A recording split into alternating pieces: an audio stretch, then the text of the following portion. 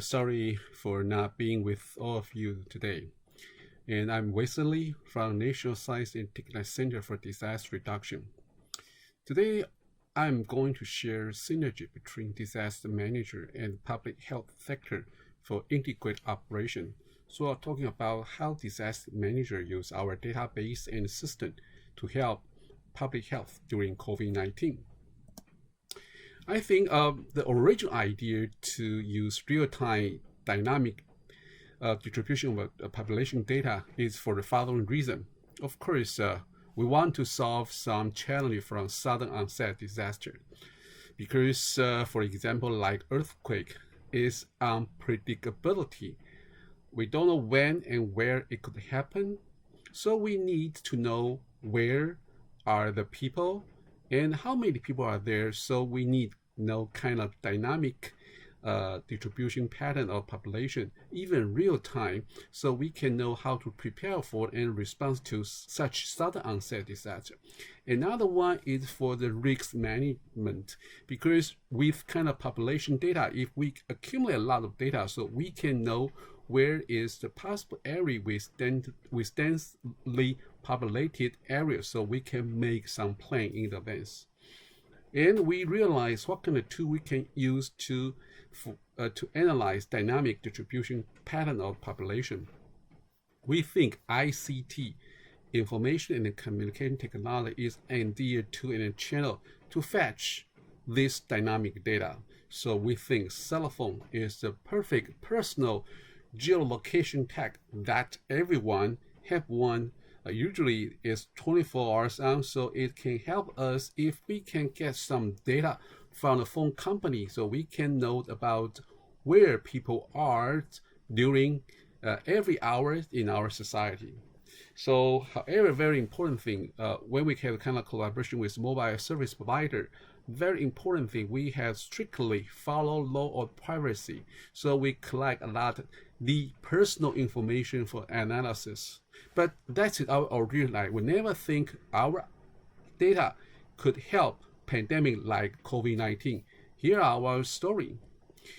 And this is why we have the data from the phone company to know the dynamic pattern of population distribution within 1 week. Actually, right now we have the kind of update data every 10 minutes, and see each grid here is 500 meter by 500 meter.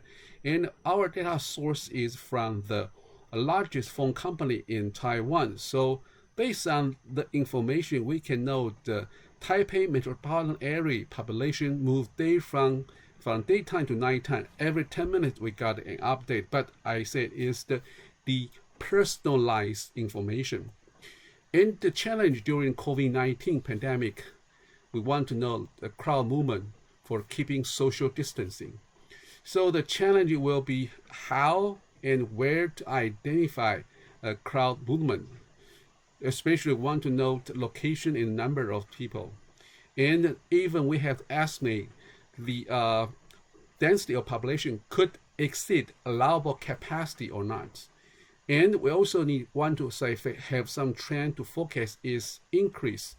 And last one, we need a channel to inform people to take action. And the quick solution is by near real-time dynamic population data. As I mentioned, in case of earthquake, we had previous data and all non-profit information, so we can have every 10 minutes got an update. Why we join this one? Because this event, this April, from April 2nd to April 5, it was the first long holiday since COVID-19. Right before the long holiday, people feel exhausted because of COVID-19. They want some relax. So a lot of people had planned a trip even to southern part of Taiwan to have the vacation or to visit family. Suddenly, we realized some area the crowd was too dense to control. So we immediately used self-broadcast system to send alert to 7 districts show on the screen about overcrowded. And we reviewed the data set, then we realized why we think is too crowded, we must use the data to prove it's overcrowded. So we get the mobile phone data. This is the Kending, southern part of Taiwan. From the data reading, we found from April 2nd, the crowd start increasing. And the peak time is on April 3rd. The number almost reached 2 times their normal population. And we are a little late to issue the warning, but we realized soon after the warning, clouds start to decrease. So we draw all population distribution pattern based on the mobile phone numbers. Of course, I said Chunghwa Telecom Company is the biggest one in Taiwan. Its market share almost 40%.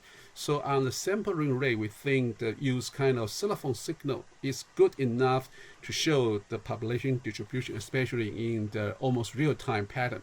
You see, we think in the afternoon of the April 2nd, the population start to move to the Kending, and on the March 3rd, it reached the peak value.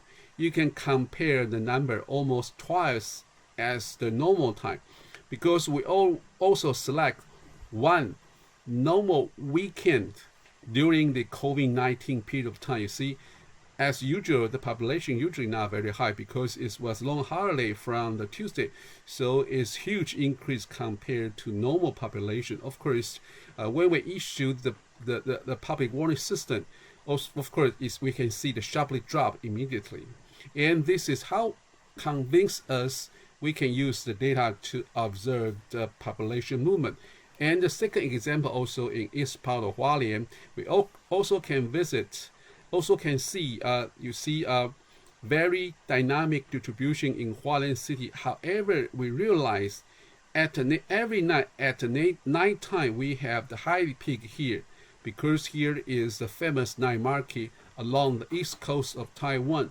So we can also believe it's kind of the population distribution pattern.